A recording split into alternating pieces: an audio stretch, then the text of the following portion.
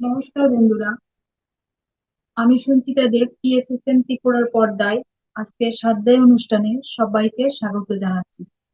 আমাদের প্রিয় গুরু ব্রহ্মর্ষি পত্রিজি ও সকল গুরুমণ্ডলীকে প্রণাম জানিয়ে আজকে আমি আমার স্বাধ্যায় শুরু করছি। আমি স্বাধ্যায় করব ইমমর্টেল টকস বইটি নিয়ে। বইটি দুটি পার্টে রচিত হয়েছে।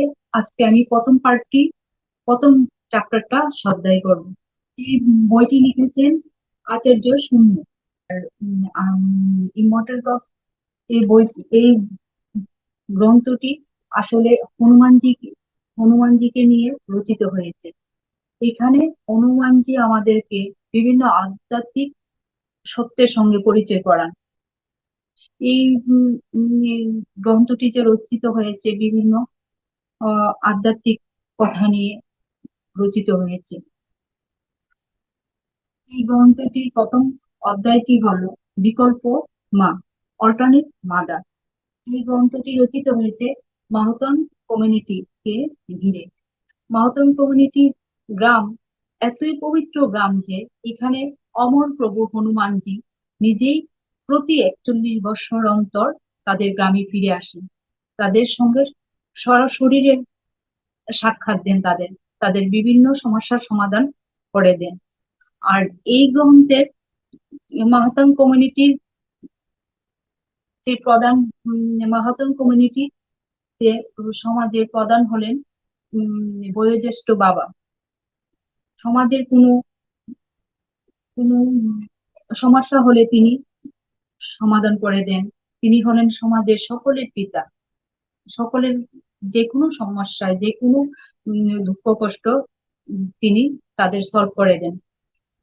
আজকে আমি যে এইটা পাঠ করবো, যেই গল্পটা পাঠ করে শোনাবো আপনাদের, বিকল্প মা, অল্টারনেট মাদার, এখানেও বিভিন্ন সমস্যা রয়েছে। আমরা এটা শ্রদ্ধায় করলে দেখতে পাবো। যেমন এখানে মেন চরিত্রে রয়েছেন সুচেতা, বিচেতা আর তাদের ছোট্ট শিশু চিত্ত। এখানে দেখা যাচ্ছে সুচেতা ও বিচেতা উভয় চিত্তের মা বলে নিজেকে দাবি করছেন, কিন্তু একটা শিশু বাচ্চার কি করে দুটি মা হতে পারে, দুজন মা থাকতে পারে, এইটা নিয়ে অনেক সমস্যা দেখা দিচ্ছে। সুচেতা অভিজ্ঞতার মধ্যে অনেক দ্বন্দ্ব দেখা যাচ্ছে। তখন গ্রামের তখন সমাজে সবাই সুচেতা ও বিচেতাকে বলল, তোমাদের এই সমস্যার সমাধানের জন্য তোমরা বাবার কাছে যাও। সমাজের যেই প্রধান মুখিয়া হলেন বাবা, মহতাম কমিউনিটি বাবা, বাবার কাছে তোমরা যাও তোমাদের সমস্যা সমাধান করতে। তারপর ওরা বাবার কাছে গেল। যে চিত্ত আমাদের দুজনেরই ছেলে, কিন্তু বাবা বলল, এটা নিয়ে তো আমারও বিভ্রম হচ্ছে, কারণ একটা শিশু বাচ্চার কি করে দুজন মা থাকতে পারে। এটাই হলো মূল বিষয় আজকের আমার শ্রদ্ধায় বিকল্প মার মূল কাহিনী যেটা। উম, আর এখানে মহতম সম্প্রদায়ের বয়োজ্যেষ্ঠ বাবাই সবকিছু করেন। বাবা সমাজের সকলকে দেখাশোনা করে রাখেন। ওদের যে কোনো সমস্যা, যে কোনো কিছু হলে ওরা বাবার কাছে যান। বাবাও ওদের রক্ষাকর্তা হিসাবে তিনি সমাজের সকলের পিতা। এই মহাতাং কমিউনিটিতে বা গোষ্ঠীতে প্রতি 41 বছর অন্তর প্রভু হনুমানজি, অমর প্রভু হনুমানজি আসেন এবং তাদের বিভিন্ন আধ্যাত্মিক বিষয়ের গান দেন, সত্যের সন্ধান দেন। এই মহাতাং কমিউনিটি বা মহাতাং সম্প্রদায়ের সঙ্গে হনুমানজির কথোপকথনকেই বলা হয় ইমমর্টেল টকস বা অমর সংলাপ। তো বন্ধুরা, আমি এখন এই শুরু করছি। প্রথম অধ্যায় হলো অল্টারনেট মাদার, মানে বিকল্প মা। চলুন বন্ধুরা। বাতাস ছিল সংঘাত ও বিভ্রান্তিতে ভরা। ভগবান হনুমানের শিষ্য মাহাতানদের বাসস্থানে এমন পরিস্থিতি ছিল খুবই বিরল। মাহাতানদের প্রধান বাবা, সমাজের বয়োজ্যেষ্ঠ পিতা, সম্প্রদায়ের রানীদের নিয়ে এক সভা ডাকলেন। উদ্দেশ্য ছিল সুচেতা ও বিচেতা মধ্যেকার দ্বন্দ্ব মীমাংসা করা।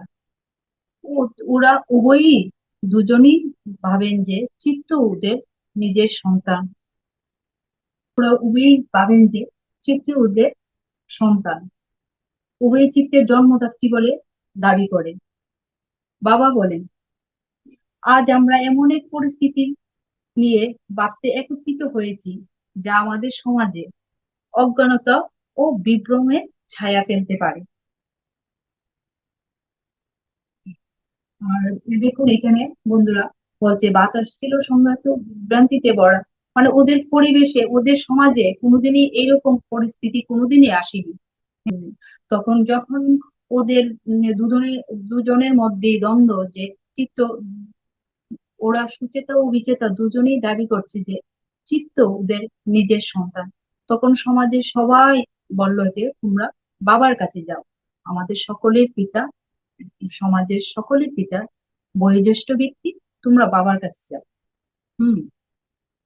আর বাবা বললেন, দেখুন এখানে আজ আমরা এমন এক পরিস্থিতি নিয়ে ভাবতে একত্রিত হয়েছি যে, হ্যাঁ, যে আমাদের সমাজে অজ্ঞানতা ও বিভ্রমের ছায়া ফেলতে পারে। আমরা সবাই জানি প্রায় 1 বছর আগে সুচেতা চিত্তকে জন্ম দিয়েছে, কিন্তু গত অমাবস্যা থেকে বিচেতার মধ্যে শুধু মাতৃসুলভ অনুভূতিই নয়, চিত্তকে জন্ম দেওয়ার স্মৃতিও তৈরি হয়েছে। শুধু এতেই শেষ নয়, চিত্তের অনুভূতিও তার প্রকৃত মা সুচেতার প্রতি নিঃশেষ হয়ে গেছে। সে এখন বিচেতাকেই তার মা বলে মনে করছে। বিচেতার সন্দেহ, বিচেতা কোনো অশুভ ক্রিয়া করে তার সন্তান কেড়ে নিয়েছে। সন্তানহীন হওয়ায় বিচেতার এমন উদ্দেশ্য থাকতে পারে বলে সুচেতা বিশ্বাস করেন। বাবার এই বাবার এই কথায় বিচেতা আর অশ্রু সংবরণ করে রাখতে পারলেন না, তিনি কেঁদে উঠলেন। চিত্ত তার বুকে মুখ গুজেছিল। বাবা জানতেন বিচেতা ইচ্ছাকৃত কোনো অন্যায় করেনি, তবু তার অবস্থান তাকে ব্যক্তিগত অনুভূতির ভিত্তিতে সিদ্ধান্ত নিতে দেয়নি। তিনি কঠোর স্বরে বললেন, বিচেতা, তোমার কান্না তোমাকে নির্দোষ প্রমাণ করে না। এই সমাজের প্রতিটি আত্মা, পশু পাখি, দিকচক্র, বাতাস, আলো এবং এই জগতের প্রতিটি কণাই সাক্ষী যে সুচেতাই চিত্তকে জন্ম দিয়েছে। দুদিন আগ পর্যন্ত আমরা তাকে চিত্তকে দুধ পান করাতে দেখেছি। তুমি কি জাদু করেছো যে সে এখন তোমার কোল ছাড়া থাকতে চায় না? ভগবান হনুমান সব দেখছেন, এই পাপ থেকে সরে এসো। সবাই বাবার কথার সঙ্গে একমত হলেও বিচেতার কান্নার মধ্যে তার অত্যন্ত নির্মম শোনালো। মাতা তার দিকে তাকিয়ে বিচেতার পাশে বসে তাকে সান্ত্বনা দিলেন। বিচেতা বলল, আমি সত্য বলছি, আমি চিত্তকে জন্ম দিয়েছি, আমি তাকে দুধ খাইয়েছি, আমি তাকে জঙ্গল থেকে রক্ষা করেছি। আপনারা কিভাবে সব ভুলে গেলেন? এই বিগ্রহ ভাঙতে তার আগে চিৎকার করলো এবং সন্তান ফেরত চাইলো। বাবা বললেন, হয়তো আমরা সবাই বিভ্রান্ত। এই বিভ্রম ভাঙতে হলে নিরপেক্ষ তৃতীয় ব্যক্তির প্রয়োজন। তিনি পরামর্শ করতে পাহাড়ে যাওয়ার সিদ্ধান্ত নিলেন। বিজেতা দুজনকে তিনি সঙ্গে নেওয়ার অনুমতি দিলেন, সঙ্গে চিত্তও যাবে। দীর্ঘ যাত্রার পর তারা পূর্বপুরুষদের পাহাড়ে পৌঁছালো। দড়ি চূড়ার সময় দড়ি হাতছাড়া হয়ে গেল। হঠাৎ দড়ি ঝুলতে দেখা গেল। দেখুন এখানে বাবা এই সুচেতা ও বিচেতার মধ্যেকার দ্বন্দ্ব মীমাংসা করার জন্য তাদের বাবা বলছে যে তৃতীয় পক্ষের প্রয়োজন। তৃতীয় পক্ষ বলতে ওদের পূর্বপুরুষদের পাহাড়ে গিয়ে ওই সমস্যা সমাধান করার কথা বললেন। হুম। এবং বললেন, তোমরা দুজনেই একসঙ্গে চলো, আমার আমার সঙ্গে চলো। তোমাদের ছেলে চিত্ত, আমাদের ছোট্ট চিত্ত আমাদের সঙ্গী হবে। দীর্ঘ যাত্রার পর তারা পূর্বপুরুষের পাহাড়ে পৌঁছলো যখন, তখন দড়ি দিয়ে তাদের উপরে উঠতে হয়। হঠাৎ দেখলো দড়ি ঝুলতে দেখা গেল। আহ বাবা উপরে উঠে গেলেন। উপরে গিয়ে দেখলেন সেটি দড়ি নয়, ভগবান হনুমানের লেজ। আলোকমণ্ডিত হনুমান সেখানে উপস্থিত ছিলেন। বাবা অভিভূত হলেন। তিনি নিজের শরীরের অস্তিত্ব হারালেন। শেষে সাষ্টাঙ্গে প্রণাম করলেন। ভগবান হনুমান তাকে উঠতে বললেন। সবাই এসে উপস্থিত হল। বাবা উপলব্ধি করলেন তারা বহু মাস ধরে তার আগমনের অপেক্ষায় ছিলেন। ভগবান হনুমান হাসলেন। বাবা তার সমস্যার কথা বললেন। ভগবান বললেন, চিত্তই জানে তার মাকে। তার আত্মা সিদ্ধান্ত নিয়েছে। সে এমন বাস্তবতা বেছে নিয়েছে যা তাকে মুখ্যের পথে সাহায্য করবে। এই ব্যাখ্যায় দুই নারীর মধ্যেকার সব বিরোধ দূর হয়ে গেল। তারা মেনে নিল যে পালাক্রমে দুজনই চিত্তের মা হবে। যিনি চিত্ত জন্মের সপ্তম দিনে আচার অনুষ্ঠান সম্পূর্ণ করেছিলেন, তিনিই তো আপনি।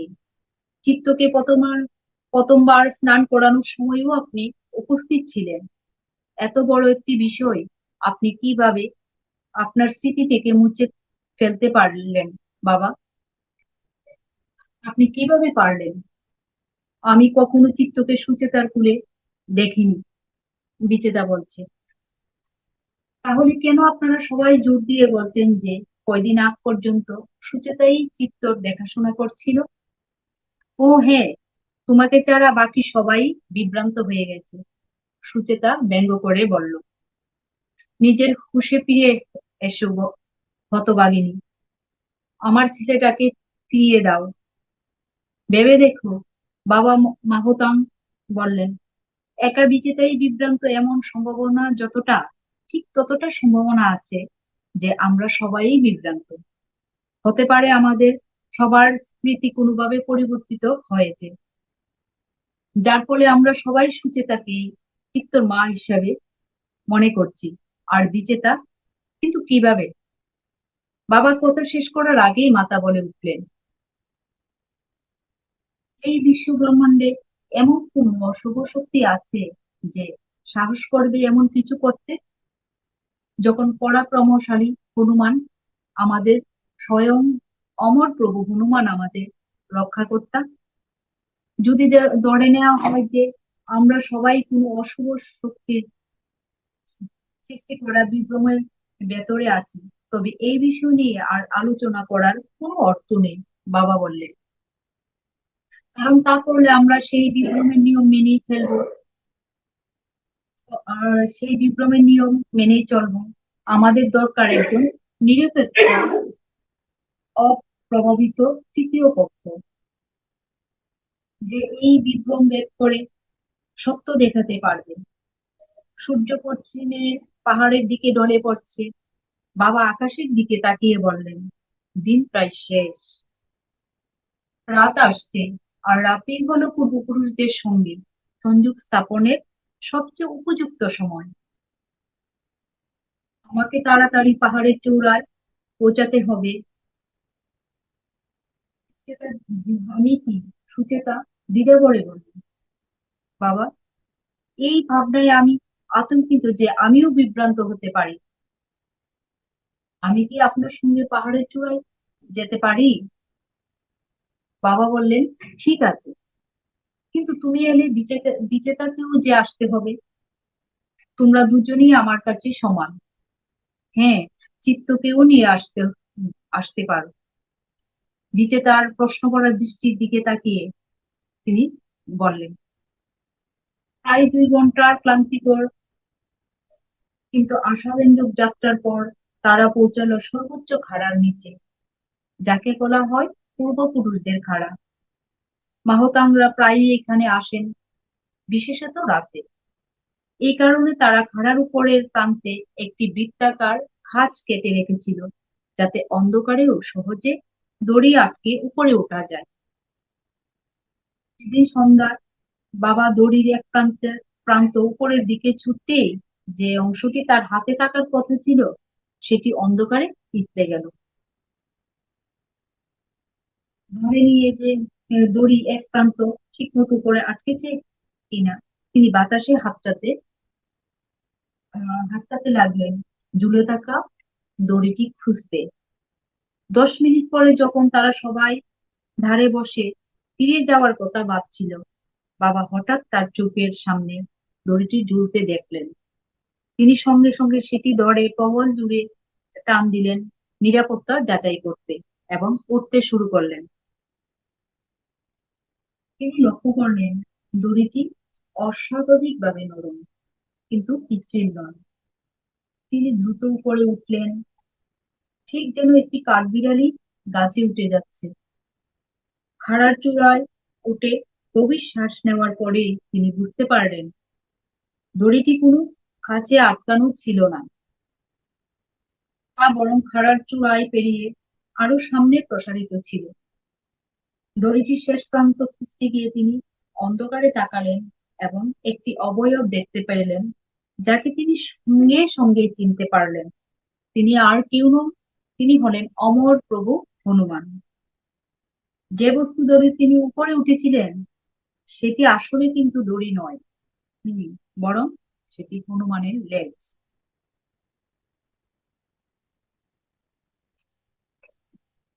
হনুমান খাড়ার মাঝখানে বসেছিলেন, তার মাথার চারপাশে সাদা আলোর একটি গোলক জাদুকরি আভা তৈরি করছিল।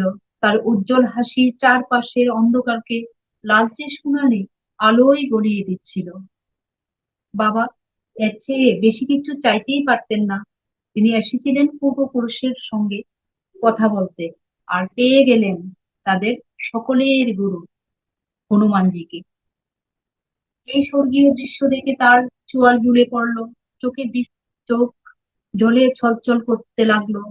কিছুক্ষণের মধ্যে তিনি নিজের শরীর অনুভব করা বন্ধ করে দিলেন। তিনি নিজেকে কেবল একটি আলোর বিন্দু হিসেবে অনুভব করলেন, যা মাঝ আকাশে ভাসছে।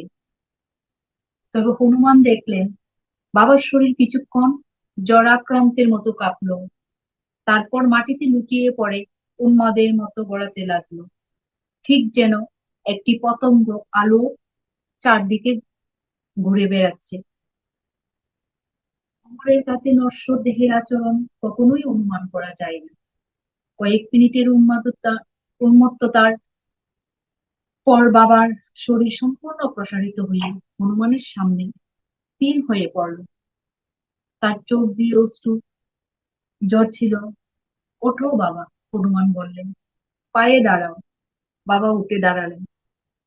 এই সময় সুচেতা বিচেতা ও চিত্ত সেখানে পৌঁছেছিল। তিনি শ্রদ্ধাভরে হনুমানের সামনে মাথা নত করলেন। নীরবতার মাঝে বাবার মনে পড়ল সুচেতা ও বিচেতার দ্বন্দ্বে তারা সবাই ভুলে গিয়েছিল যে তারা কয়েক মাস ধরেই তাদের পরম গুরু হনুমানের আগমনের অপেক্ষায় ছিল। তার শরীর অদ্ভুত ভাবে হালকা লাগছিল, যেন বহু অশুদ্ধতা ঝরে গেছে। 41 বছর আগে হনুমান তাদের ছেড়ে যাওয়ার পর এই অনুভূতি তিনি আর কখনো পাননি।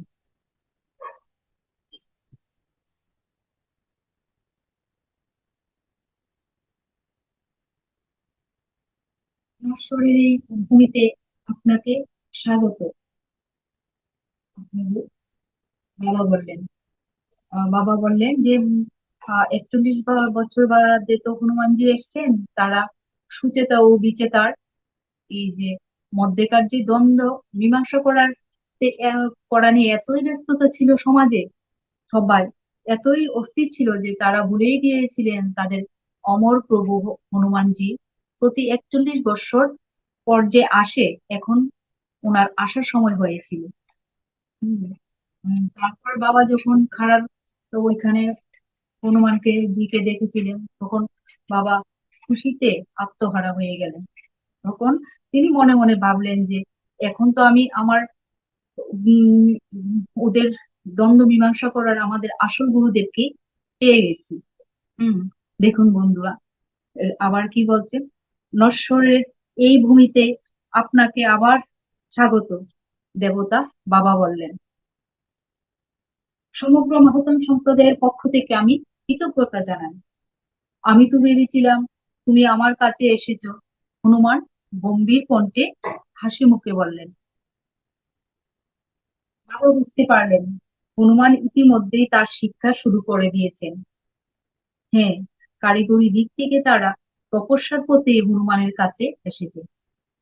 যারা সেই পথ নেয়নি তারা সামনে দাঁড়িয়েও তাদের অমর প্রভু হনুমানকে দেখতে পাননি বা দেখতে পেত না। যারা সেই পথ নেয়নি তারা সামনে দাঁড়িয়েও তাকে দেখতে পেত না। হে দেবতা, আমি আপনার কাছে এসেছি। বাবা বললেন, আমি চিত্ত সমস্যার সমাধান চাইতে এসেছি প্রভু। চিত্ত তো খুশি, হনুমান বললেন এবং বিচেতার দিকে তাকালেন। সে তার মায়ের কুলে সম্পূর্ণ সুখী, কিন্তু দেবতা, সুচেতাই তার প্রকৃত মা। বাবা বললেন, বাবা, চিত্তর জন্য আমরা সিদ্ধান্ত নিতে পারি না। হনুমান বললেন, সে নিজেই সবচেয়ে ভালো জানে তার মাকে। সে তো খুব ছোট শিশু। বাবা বললেন যে সে তো খুব হনুমানের প্রভু হনুমানজি বললেন যে চিত্তের জন্য আমরা কোনো সিদ্ধান্ত নিতে পারি না। বাবাকে বললেন যে সে নিজেই জানে ওর মাকে। হুম, আর তার উত্তরে বাবা বললেন যে না, সে তো ছোট্ট শিশু, 2-3 বছরের ছেলে, ও কি করে জানবে যে ওর মাকে। তখন হনুমানজি বললেন সহজেই বিভ্রান্ত। বাবা বললেন যে সে তো ছোট্ট শিশু, তাহলে কি করে জানবে যে ওর মাকে? সে তো সহজেই বিভ্রান্ত হতে পারে, হম, ভুল হতে পারে। ছোট্ট শিশু, হনুমান বললেন এবং লেজ তুলে ধরলেন। যেটা ধরে তুমি উপরে উঠলে সেটা কি ছোট মনে হয়? হনুমানজি বাবাকে বললেন। বাবার সঙ্গে সঙ্গে নিজের অজ্ঞতা বুঝে ক্ষমা চাইলেন। চিত্ত কেবল শিশু নয়, সে বহু জন্মের অভিজ্ঞ আত্মা। চিত্তর হাসি হঠাৎ শব্দে পরিণত হলো। সে তার আগের জন্মের গল্প বলতে শুরু করলো। সে বলল, সে এক সময় সন্ন্যাসী ছিল। সে ঈশ্বরের সন্ধানে ভারতে ঘুরে বেড়াচ্ছিল। তৃষ্ণায় সে এক গ্রামে পৌঁছায়। এক নারীর মৃত্যু শয্যার দৃশ্য দেখে সে ব্যথিত হয়। পরে সে এমন এক বাস্তবতার মধ্যে প্রবেশ করে যেখানে সেই নারী আবার সুস্থ। বললেন, চিত্তর আত্মা সপ্তম বাস্তবতাকে বেছে নিয়েছে। এই বাস্তবতা তাকে মুক্তির পথে সাহায্য করবে। এইভাবে সুচেতা ও বিচেতা পালাক্রমে চিত্তর মা হবে। তারা দুজনেই এই সত্য মেনে নিল। নারীটি চোখের পাতা তুলতে চেষ্টা করলো, কিন্তু তা আর পারলো না। আমি জলের কলসের পাশে দাঁড়িয়ে থাকা ছেলেটির দিকে ঘুরে তাকালাম। গলা পরিষ্কার করে আমি তাকে একই প্রশ্ন করলাম, তোমার মায়ের কি হয়েছে বাচ্চা? সে কোনো উত্তর দিল না এবং আমার জন্য জল ভরা পেয়ালাটি দিকে চোখ নামিয়ে রাখলো। কিছুক্ষণ আগেও যে আমি তৃষ্ণায় মরছিলাম, সেই আমার কাছে হঠাৎ করে সেই জল ভরা পেয়ালাটি অসহ্য মনে হলো। আমার মন স্বভাবগতভাবে তৃষ্ণাকে তাড়িয়ে দিয়ে আরো গভীরের যন্ত্রণার দিকে মনোযোগ দিল। আমি হাঁটু গেড়ে বসে ছেলেটির চোখের দিকে তাকালাম। পেয়ালাটি আবার কলসের পাশে রেখে বললাম, হয়তো আমি তোমার মাকে সারিয়ে তুলতে পারি। ঠিকই হয়েছে, আমাকে খুলে বলো। ছেলেটি যখন শূন্য দৃষ্টিতে তাকিয়ে রইল, তখন আমি আরো সহজ একটি প্রশ্ন করলাম, তোমার বাবা কোথায় বাছা? ছেলেটি যখন তাতেও কোনো উত্তর দিল না, তখন আমি আশেপাশে তাকিয়ে কোনো সূত্র খোঁজার চেষ্টা করলাম। বলছে মানে ছোট চিত্ত তো আহ, বাবা দেখছেন, সুচেতা বিচেতা দেখছেন, আমরাও দেখছি যে সূত্র আসলে চিত্তর আত্মা খুবই অভিজ্ঞ আত্মা, অনেক অতীত আত্মা। হম, অনেক পুরানো আত্মা, মানে চিত্ত সবই বলতে শুরু করলো। হনুমানজি বলছে যে চিত্তেই বলতে পারবে যে ওর আসল মাকে। আর তখন চিত্ত বলল, চিত্তকে বলল যে বাবা চিত্তকে বলতে দিন, ও ঠিক বলতে পারবে। তখন চিত্ত তার অতীত জীবনের সব বলতে শুরু করলো। হম যে ও মানে যে গ্রাম দিয়ে যাচ্ছিল ওইখানে তার জল পিপাসা পেয়েছিল, জল খাওয়ার জন্য এক বাড়িতে গেল। সেখানে গিয়ে দেখেন ওই বাড়িতে একজন মহিলা মৃত্যু শয্যায় বিছানায় শুয়ে আছে। একটা ছোট শিশু বাচ্চা উম, কাছে জল চাইলো। ও জল দিয়ে ওকে অনেক প্রশ্ন জিজ্ঞাসা করলো, কিন্তু কোনো কিছুর উত্তর দিল না। সে শুধু চেয়েই থাকলো। হ্যাঁ, দেখুন তাহলে ছেলেটি যখন তাতেও কোনো উত্তর দিল না, তখন আমি আশেপাশে তাকিয়ে কোনো সূত্র খোঁজার চেষ্টা করলাম। আমি দেখলাম অসুস্থ নারীর খাটিয়ার উপরে দেওয়ালে ঝুলছে শ্রী হনুমানের, অমর প্রভু হনুমানের একটি ছবি। ছবিটি কিছুটা ময়লা ছিল। দেওয়াল থেকে একটু দূরে একটি অস্থায়ী টেবিলের উপর একটি নেবানো প্রদীপ ছিল। ঘরের ছাউনি দেওয়া সেই ঘরের ভেতরে থাকা প্রতিটি বস্তুই দারিদ্র্য আর দুর্দশার প্রতীক বলে মনে হচ্ছিল, শুধু হনুমান যে ছবিটি ছাড়া। সেই ছবিতেই আমার চোখ স্থির হয়ে গেল এবং আমার মন কিছুটা আশ্বাস পেল।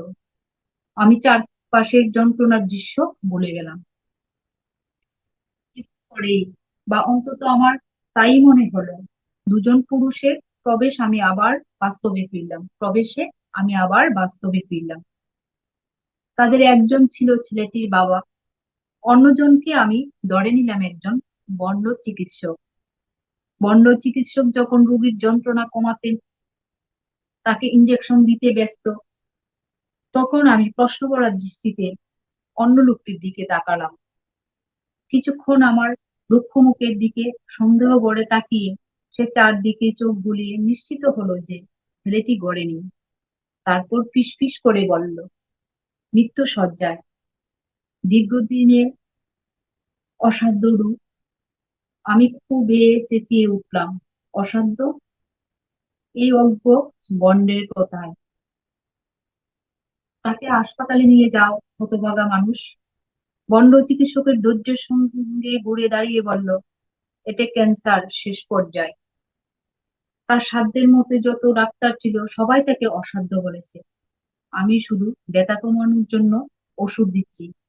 কি করব বুঝে উঠতে না পেরে আমি ঘর থেকে জ্বরের বেগে বেরিয়ে এলাম। তবে বেরোনোর আগে শ্রী হনুমানের ছবিটির দিকে একবার অভিযোগ ভরা দৃষ্টিতে তাকালাম।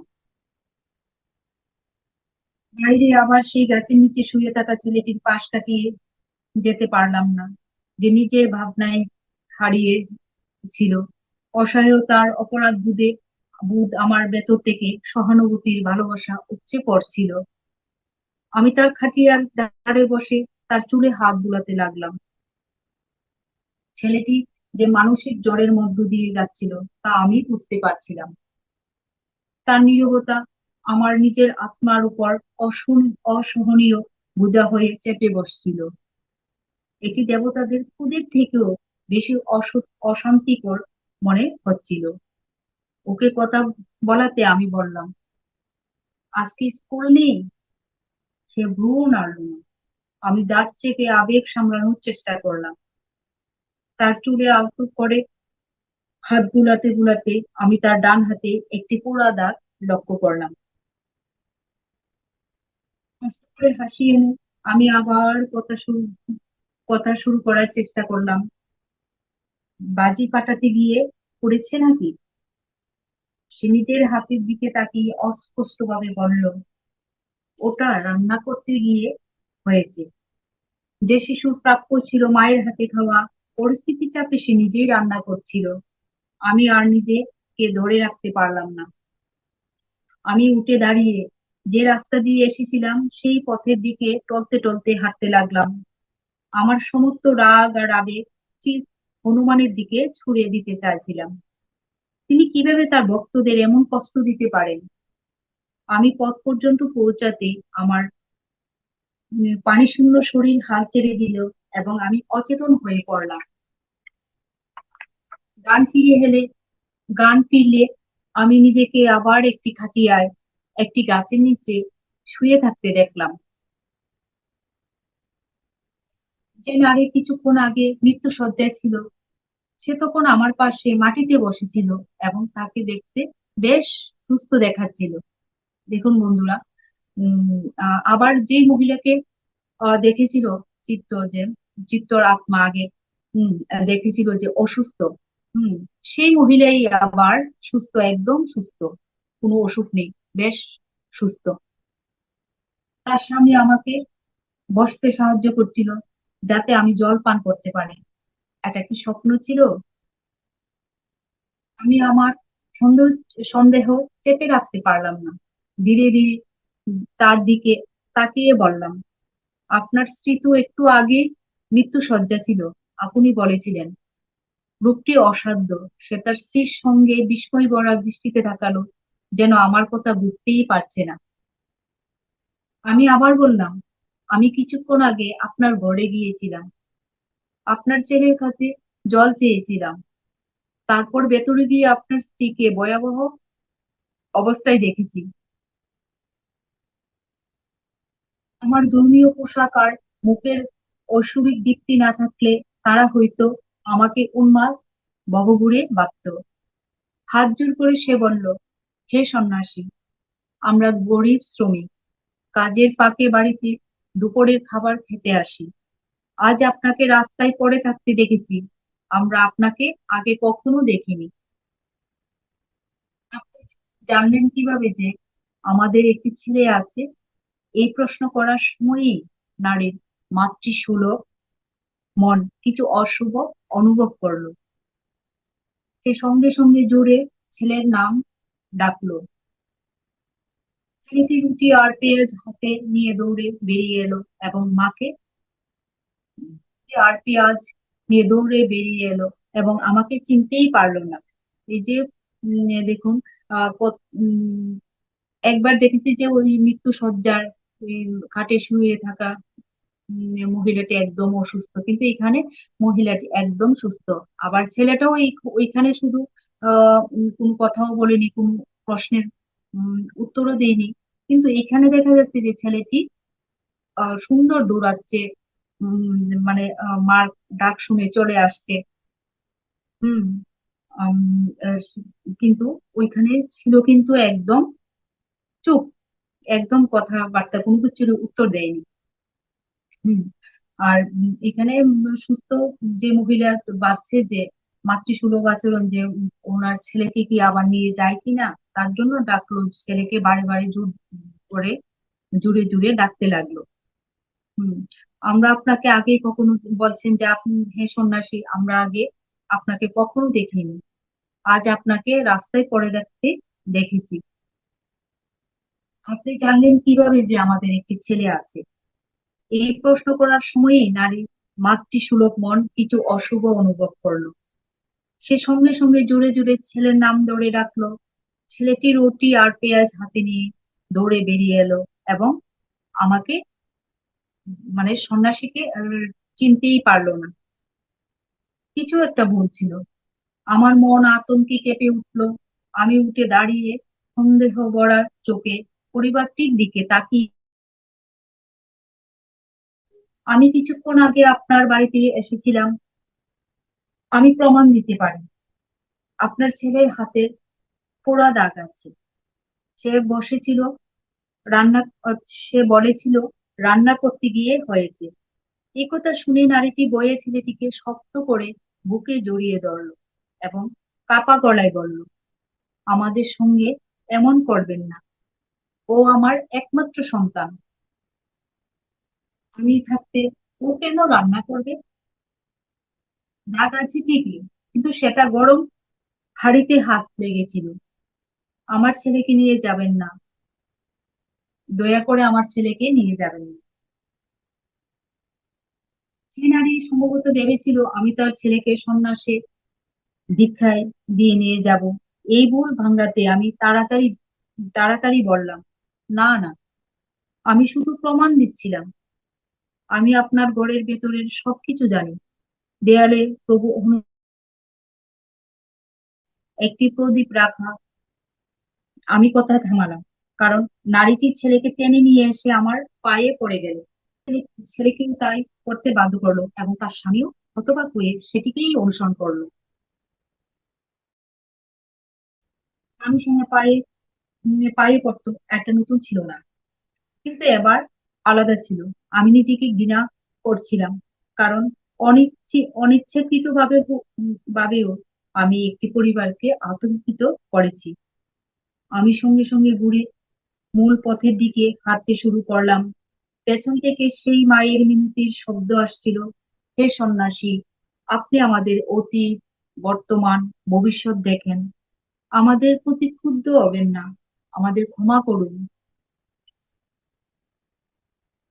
অপরাধ বুঝে ভরা হৃদয় আর বিভ্রান্ত মন নিয়ে আমি গ্রামমুখী পথে এগিয়ে গেলাম। ইটের বাড়িগুলো চোখে পড়তেই আমি বাঁ দিকে তাকালাম। সেখানে একটি ছোট্ট পুকুর ছিল। গরুগুলো জলে দাঁড়িয়ে বিশ্রাম নিচ্ছিল। কিছু কিছু কিশোর জলকেলি করছিল। আমি একটি বটগাছের নিচে বসার সিদ্ধান্ত নিলাম। পুকুর থেকে আসা শীতল বাতাসে আমি ধ্যান ঘুমে ডুবে গেলাম। আমি নিজেকে এক স্বপ্নময় জগতে দেখ- দেখলাম। একটি আলু গাছের নিচে আমি দাঁড়িয়েছিলাম। আমার শরীর ছিল ওজনহীন আলুর তৈরি। আমার সামনে দুয়াটি প্রস্তর ও দুটি সুড়ঙ্গ, একটি লাল আলো, অন্যটি সবুজ আলোয় আলোকিত। আমি মনে করলাম এটি স্বপ্ন, এবং জগতে হলে একটি সুড়ঙ্গ বেছে নিতে হবে। আমি লাল সুড়ঙ্গের দিকে এগুতেই পেছন থেকে একটি কণ্ঠ বলল, হে আত্মা, বহু সাধনার ফলে তুমি বাস্তবতা বেছে নেওয়ার ক্ষমতা অর্জন করেছ। পেছন দিক থেকে সেই একই কণ্ঠস্বর প্রতিধ্বনিত হলো, হে আত্মা, তুমি যদি দেখা বাস্তবতার সঙ্গে জীবন চালিয়ে যেতে চাও, তবে এই সুড়ঙ্গ দিয়েই বের হতে পারো। এরপর তুমি সেই বটগাছের নিচে নিজেকে দেখতে পাবে, যে বটগাছটি পুকুরের দিকে মুখ করে আছে। তবে আমি যদি উল্লেখ করি যে সেই পুকুর থেকে খুব বেশি দূরে নয়, এমন একটি কুঁড়ের ঘরে সেই নারী এখনো মৃত্যু শয্যায় শুয়ে আছে। যদি আমি এই বাস্তবতা বেছে নিতে নাও চাই, তবে ফিরে গিয়ে সবুজ সুড়ঙ্গটি বেছে নিতে পারো। আমি কিভাবে এমন একটি বাস্তবতা বেছে নিতে পারি, যেখানে একজন দরিদ্র নারী মৃত্যুর মুখে, এবং আমাকে তাকে সাহায্য করতে না পারার অপরাধ বোধ নিজে বেঁচে বেঁচে থাকতে হবে। আমি ফিরে গেলাম। আমি দেশে যেতে যেতে দেখলাম লাল সুড়ঙ্গের দৃশ্যগুলো উল্টো ক্রমে ঘটছে। লাল সুড়ঙ্গের দৃশ্যগুলো উল্টো ক্রমে ঘটছে। লাল সুড়ঙ্গের মাঝামাঝি এসে দেখলাম আমি লাল সুড়ঙ্গের মাঝামাঝি এসে আমি থামলাম, যেখানে পাশে সবুজ সুড়ঙ্গের দিকে যাওয়ার মতো একটি গোপন প্রবেশপথ দেখা যাচ্ছিল। কণ্ঠস্বর আবার বলল, হে আত্মা, এটি সবুজ সুড়ঙ্গের একটি গোপন প্রবেশপথ, এবং এটি বেছে নেওয়ার স্বাধীনতা তোমার আছে। তবে আমি তোমাকে সতর্ক করছি, পাশ দিয়ে প্রবেশ করলে তুমি বিভ্রান্ত হয়ে পড়তে পারো। লাল সুড়ঙ্গের এমন একটি বাস্তবতাকে নির্দেশ করে, যেখানে সেই নারী মৃত্যুশয্যা ছিল এবং শেষ পর্যন্ত মারা যায়। অন্যদিকে সবুজ সুড়ঙ্গ এমন একটি বাস্তবতা, যেখানে সেই নারী কখনো মৃত্যুশয্যায় ছিল না। লাল সুড়ঙ্গ থেকে পাশ দিয়ে সবুজ সুড়ঙ্গে প্রবেশ করলো একটি প্রবেশ করলে একটি বৈপরীত্য সৃষ্টি হবে, যা তোমাকে সম্পূর্ণ ভাবে হতবুদ্ধি করে দেবে। আমি ভূপেন প্রবেশ করতে যাওয়ার আগে লাল সুড়ঙ্গের এই অংশে প্রতিফলিত দৃশ্যগুলোর দিকে তাকালাম। সেখানে দেখা যাচ্ছিল সেই সন্ন্যাসী প্রধান রাস্তার উপর অচেতন হয়ে পড়ে আছে, কুড়ের ঘর থেকে কিছুটা দূরে, যেখানে সেই নারী জীবন মৃত্যুর লড়াই করছে। সবুজ সুড়ঙ্গের প্রবেশ করার পর প্রথমে যে বিষয়টি আমি লক্ষ্য করলাম, তা হলো সবুজ আলো সবুজ আলো আর লাল আলো রেখায় সবুজ আলো লাল আলোর রেখায় ছেদিত, যা লাল সুড়ঙ্গ থেকে সেই গোপন প্রবেশ পথ দিয়ে ঢুকে পড়ছে। সবুজ সুড়ঙ্গে আমি দেখলাম সেই সন্ন্যাসী অচেতন অবস্থায় পড়ে আছে। লাল সুড়ঙ্গে যেই নারী মৃত্যু শয্যায় ছিল, এখানে সে সম্পূর্ণ সুস্থ। তাকে তার স্বামীর সঙ্গে মধ্যাহ্নভোজের বিরতিতে বাড়ি দিকে ফেরত বাড়ির দিকে ফিরতে দেখা গেল। আমি সবুজ সুড়ঙ্গের প্রতিস্থাপন আহ, আমি সবুজ সুড়ঙ্গের প্রস্থান পথের দিকে ভেসে যেতে লাগলাম। পথের দৃশ্যগুলো লক্ষ্য করতে করতে আমি দেখলাম সেই নারী ও তার স্বামী সন্ন্যাসীকে গান ফিরিয়ে আনছে। সে মনে করছে অচেতন হওয়ার আগে সেই নারী মৃত্যু শয্যায় ছিল, কিন্তু নারী ও তার স্বামী বলছে তারা কাছ থেকে মধ্যাহ্নভোজের বিরতিতে ফিরছিল এবং সে যা বলছে তার সঙ্গে তারা কোনো সম্পর্ক খুঁজে পাচ্ছে না। সে বিভ্রান্ত অবস্থায় স্থানটি ত্যাগ করলো। শেষ পর্যন্ত সে গ্রামের পুকুরে পৌঁছে ঘুমিয়ে পড়ে। কণ্ঠস্বর আবার শোনা গেল, তুমি যদি এই বাস্তবতার সঙ্গে জীবন চালিয়ে যেতে চাও তবে এই সুড়ঙ্গ দিয়ে বের হতে পারো। তাহলে তুমি গ্রামের পুকুরের দিকে মুখ করা বটগাছের নিচে জেগে উঠবে। এই বাস্তবতায় নারী সুস্থ, তার পরিবার সুখী। কিন্তু লাল সুড়ঙ্গ থেকে পাশ দিয়ে সবুজ সুড়ঙ্গে প্রবেশ করার ফলে সৃষ্ট বৈপরীত্য তোমাকে উন্মাদনার কিনারায় পৌঁছে দেবে। কারণ অচেতন হওয়ার আগে নারী মৃত্যু শয্যায় ছিল, কিন্তু গান ফিরে পাওয়ার পর সে কেবলই সুস্থই নয়, তার সাম্প্রতিক কোনো অসুস্থতার স্মৃতি বা চিহ্নও নেই। আমি সেই বাস্তবতাটি বেছে নিলাম না। আমি ফিরে গেলাম আরো ভালো একটি পথ খুঁজতে। কণ্ঠস্বর বলল, লাল সুড়ঙ্গ থেকে পাশ দিয়ে সবুজ সুড়ঙ্গে প্রবেশ না করে সবুজ সুড়ঙ্গের প্রধান প্রবেশ পথ প্রধান প্রবেশ পথ দিয়েই প্রবেশ করো। তাহলে লাল সুড়ঙ্গের প্রভাব সবুজ সুড়ঙ্গে প্রবেশ করবে না এবং কোনো বৈপরীত্য তৈরি হবে না। আমি ঠিক তাই করলাম। যখন আমি সবুজ সুড়ঙ্গের প্রধান প্রবেশ পথ দিয়ে ঢুকলাম, তখন দেখলাম সেখানে কেবল বিশুদ্ধ সবুজ আলো, আর লাল আলোর কোনো রেখাই নেই। সুড়ঙ্গের ভেতরে পর্দায় প্রতিফলিত দৃশ্যগুলো এবার স্পষ্টভাবে ভিন্ন ছিল। এবার দেখা গেল সন্ন্যাসী জলের তীব্র তৃষ্ণায় টলতে টলতে এগিয়ে আসছে। কুড়ের ঘরের দিকে ঘুরবার আগেই সে প্রধান রাস্তায় লুটিয়ে পড়ে।